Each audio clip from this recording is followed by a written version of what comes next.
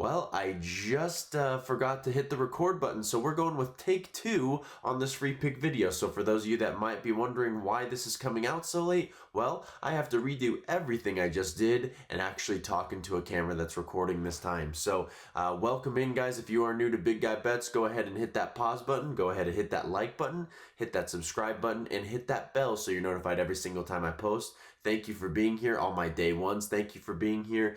And let's go ahead and get into the free pick video. Kind of going off of what happened yesterday, like I've already talked about before, but to a ghost.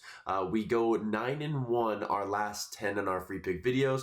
We had the Red Sox on the money line. They won 10-1. Honestly, one of the most sweat-free free picks I've ever given out.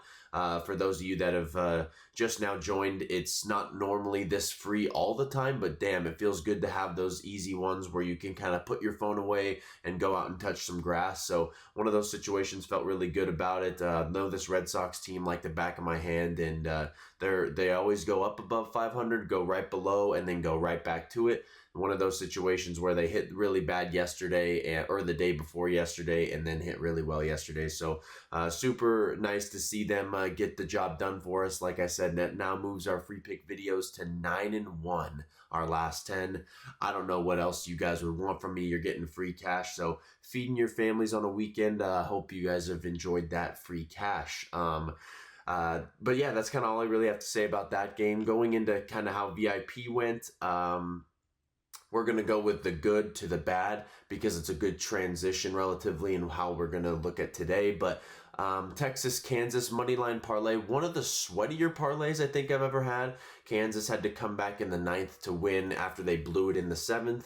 And then Texas, we needed a rain delay for them to figure out that they were truly the better team over Florida. So that one was a plus 134 moneyline hit. So that one felt great. Iowa moneyline, that one, I probably should have done a quarter unit on that, to be honest with you. It was a situation where I felt like this Iowa team could take advantage of a freshman pitcher on the road, even though Dax has been pretty solid this year. I just don't like this Oregon State team, to be honest with you guys. West Virginia, Kansas State over 12.5. Probably should have made this a full unit play as well. Just one of those situations where I wasn't sure. I mean, you look at the final score in 10-3 and you go, wow, why would you want to make that a one unit? But this one hit with ease, honestly. It was 8-3 after the end of the 4th. Just needed 2 more runs and they were able to manage a couple more across. In this situation, though, I think that I think that was one of the more free ones as well. And then kind of going over the Arizona State money line parlay. This is why I tend to, when I do parlays like this, especially when one game starts at like 1 and one game starts at 7, the smarter thing to do in the long term, guys, is when you get that first one to hit, you truly do have to look at ways to possibly middle your money, just because at the end of the day, if we can solidify money in our pocket, whether it's more or less, it's the right way to do it. Arizona State was able to come out with a win. Arizona was another favorite, and in a situation like this, Utah's plus 250 on the money line, probably taking a quarter unit or even a half unit to ensure that you make a half unit on that rather than lose a full. It's probably the smarter idea, but that's kind of the whole thing that comes with gambling, but that's why you kind of learn things like that. The smarter play would have probably been to take Utah on the money line, just to make sure that we made money. So that's just another thing. But if we didn't know that Arizona was a program, I kind of wrote this in here. If we didn't know that they were a program, we'd be up 4 more units this weekend. So super unfortunate that they played with our money this week, especially against the Utah team that you go ahead and check them out over here. Let me show you guys something that is very embarrassing real fast. So Arizona, obviously a pretty solid team. They are going up against Utah. Let's just show you. So the reason why I like them in this game particularly was because Utah had lost their last 8. They had lost their last 8 Big 12 matchups on the road against a ranked team that just came off of a fresh sweep on themselves. So I guess this is the biggest way to explain it. They lost 1, 2, 3, 4, 5, 6, 7, 8 games in a row in the Big 12, would I think that they would come on the road and take advantage of an Arizona team that was coming off of, let's see, 1-2 losses? No, I did not. I did not think after 2 straight losses that Arizona would come out and put out this dud of a weekend. Super, super embarrassing for them, in my opinion. But this is the worst part, and I'm going to go ahead and show it to you guys right now. This Arizona pitching staff is, second to worst to none at this point.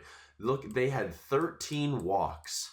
13 walks in this game, 4 hit by pitches, so they had 17 free passes in this game. It is beyond me that these people get to, play with our money, but these kids get to go out there and pitch and think that they are actually good at the game and give up 13 free passes to a team that just can't hit that all that well. So 17 free passes is just not going to get you to the cash window. Super unfortunate. Definitely just one of those situations where it kind of shows you to take those really heavy money lines is not the smartest thing in the world, especially at this point in the year. So you live and you learn, but definitely not the biggest fan of them right now. So, I guess I could have showed you this. I definitely had it in there, but there was another walk after this screenshot, believe it or not. Duh.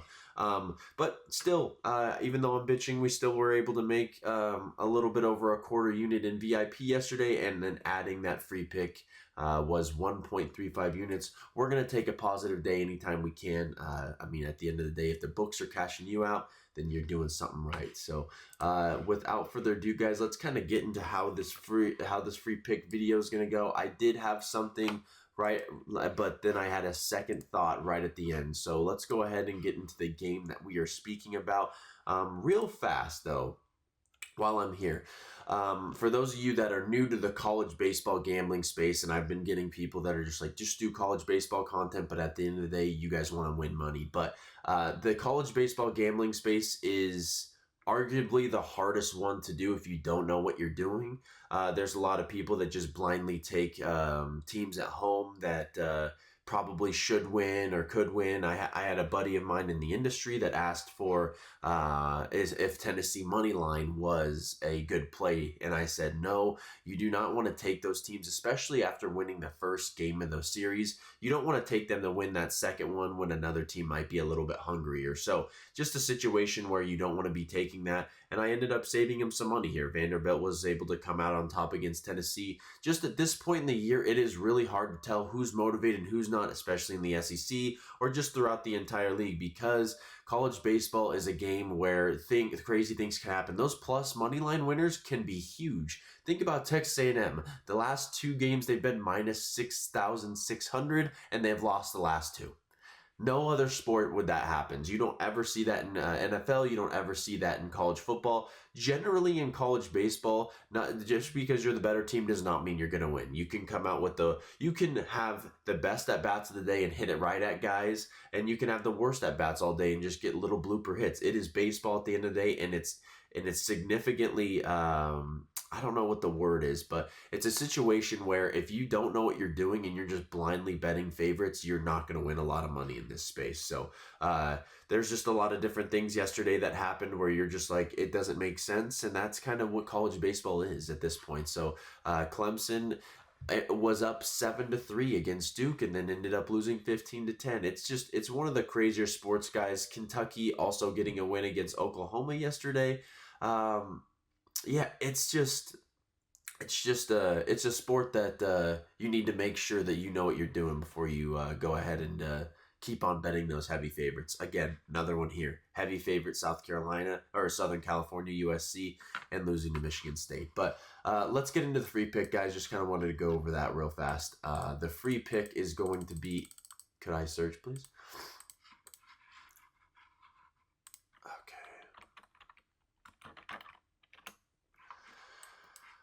The free pick is going to be in the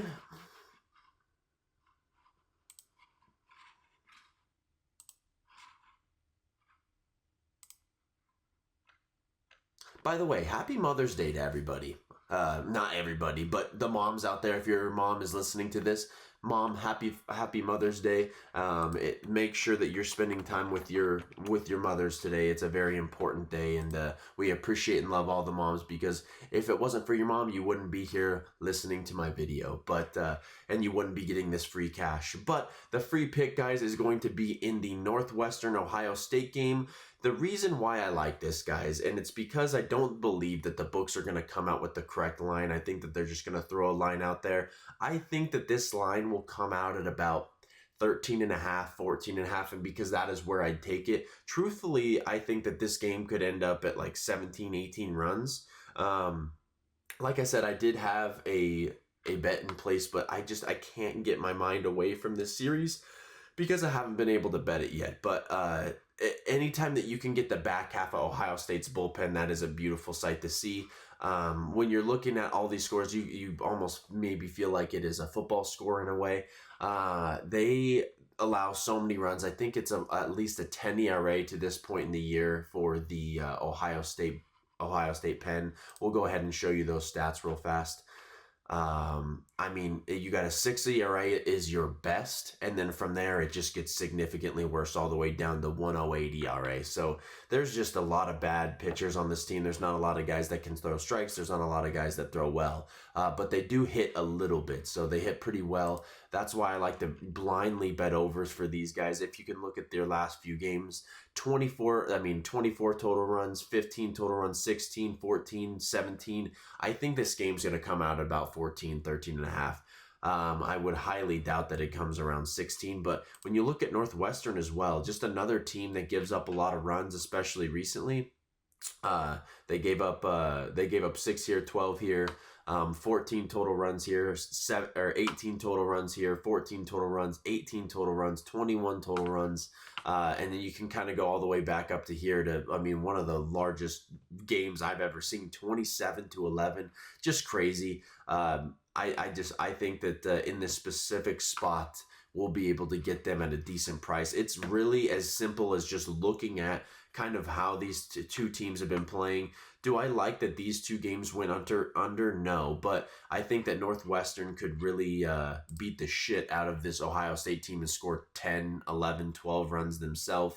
I mean, look at their pitching staff, guys. That's nothing better than kind of what we were seeing on the other side. And they hit the ball fairly well, too. They have a couple guys with 16 and 13 home runs. Love to see that when we have an over. The weather is pushing the ball out a little bit to right field, a little bit home runs over to right field, so that should be good to see. But truthfully, I'm still waiting on lines today, guys, but that is one of my favorite picks of the day. If we're able to still no lines, it is just brutal out here. Trying to wait as long as we can to post this video, but at this point it's a little bit after 10:30 Eastern Standard Time, so we want to make sure to at least get this out to you. But I do like the over in the Ohio State Northwestern game. Again, these two teams should be able to cash this over probably by themselves. I'd love to see a 25 total runs, no sweat victory. Last time there was a holiday, I was able to take Ohio State over, and it hit. Let's go ahead and do it one more time for the people back home. I appreciate you guys. Love you all.